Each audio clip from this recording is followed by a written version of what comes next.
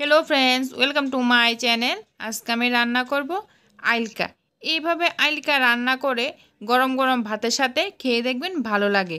তাহলে চলুন দেখিনি কিভাবে আজ আমি এই আইলকাটা রান্না করব। কড়াইতে তেল গরম করে নিয়ে এর মধ্যে দিয়ে দিলাম হাফ চামচ কালো জিরা।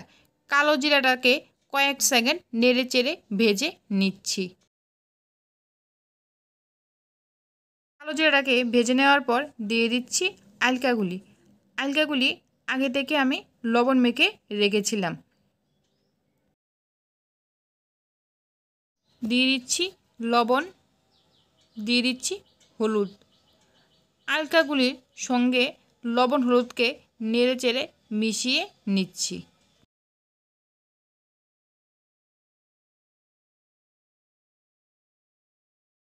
মিশিয়ে নিয়ে ঢাকনা দিয়ে রান্না করে নিচ্ছি। 4 থেকে 5 মিনিট ঢাকনা দিয়ে রান্না করে নেওয়ার পর ঢাকনাটা সরিয়ে নিয়ে দিয়ে দিচ্ছি একটা বাটা মশলা। এখানে নিয়েছি 2 চামচ শস্য বাটা, 2 চামচ পোস্ত বাটা, 4 চা চামচের মতন নারকেল কুড়ানো, 4টে কাঁচা লঙ্কা, আর দিয়ে দিচ্ছি 4টে কাঁচা লঙ্কা মাঝখান দিয়ে কেটে রাখা।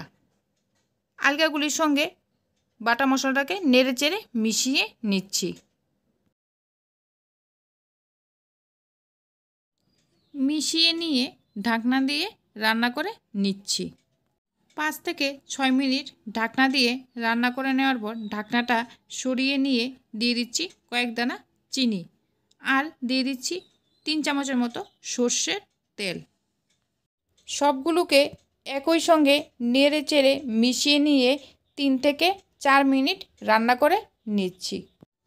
3 থেকে 4 মিনিট রান্না করে নেওয়ার পর আলকাগুলি সিদ্ধ হয়ে গেছে।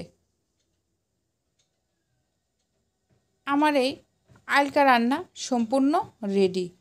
আমার রান্না যদি আপনাদের ভালো লেগে থাকে তাহলে লাইক, শেয়ার, সাবস্ক্রাইব করবেন।